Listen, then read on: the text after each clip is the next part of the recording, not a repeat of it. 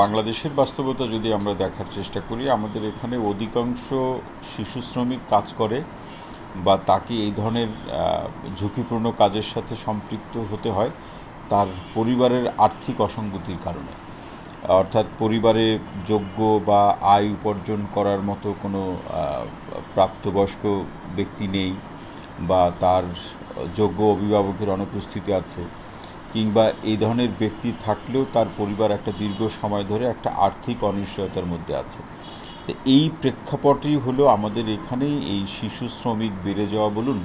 অথবা দীর্ঘ সময় ধরে এই ঝুঁকিপূর্ণ কাজের সাথে সম্পৃক্ত হওয়া, যে কাজগুলো তার বয়স অনুযায়ী তার জীবন এবং তার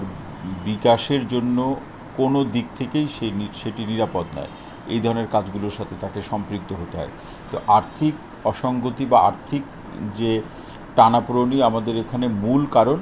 এর সাথে আমরা কিছু কিছু কারণ দেখি যে নদী ভাঙনের শিকার হয়ে অনেকে এই তাকে বেঁচে থাকার উপায় হিসাবে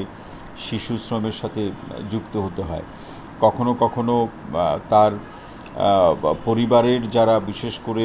এই পথ পরিবার যারা রয়েছে বা ভাসমান পরিবার যারা রয়েছে, সেই ভাসমান পরিবারের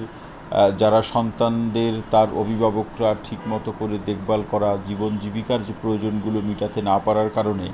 এই ধরনের শিশুদেরকে নিজেরাই কাজ করে নিজেদের প্রয়োজনগুলো তাকে পূরণ করতে হয়। এই প্রেক্ষাপটই আসলে মূল প্রেক্ষাপট। যে তিনটি প্রেক্ষাপটকেই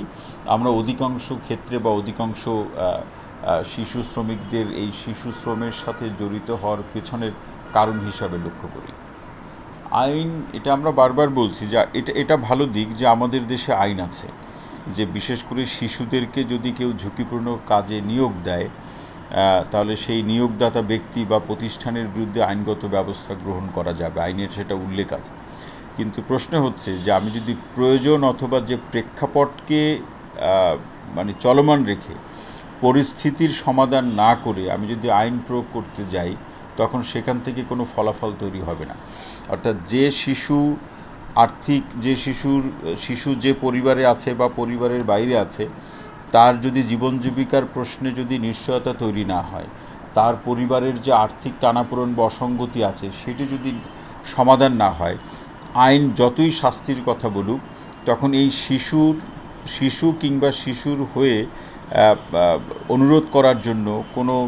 নিয়োগ প্রতিষ্ঠানের কাছে বারবার তারা অনুরোধ নিয়ে যায় যে কাজ না করলে তার চলবে না, কাজ না করলে সে তার প্রতিদিনের যে খাবার বা জীবন জীবিকার অন্যান্য প্রয়োজনীয় অংশগুলো সে পূরণ করতে পারবে না। এখন আইন যখন এই সুযোগ সুবিধা বঞ্চিত অথবা এই ধরনের পরিস্থিতি বা প্রেক্ষাপটের মধ্যে যে শিশুরা আছে,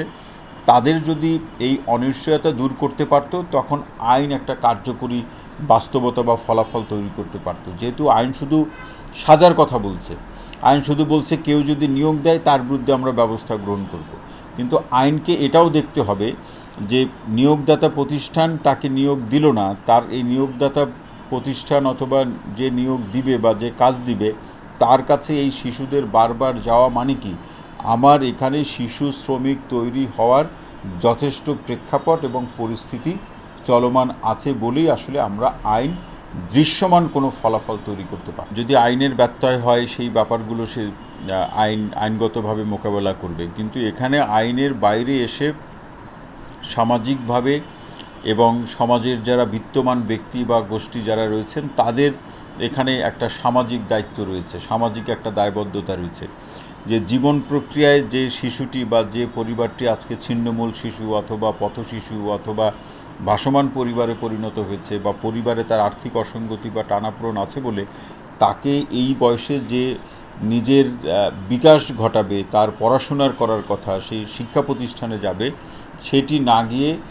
এই শিশু তার নিজের বেঁচে থাকা কিংবা তার পরিবারে অন্যদের প্রয়োজন পূরণ করার জন্য যখন তাকে কাজ করতে হচ্ছে, সেখানে সমাজে যে এগিয়ে থাকা ব্যক্তিদের কিন্তু আসলে এখানে দায়িত্ব রয়েছে।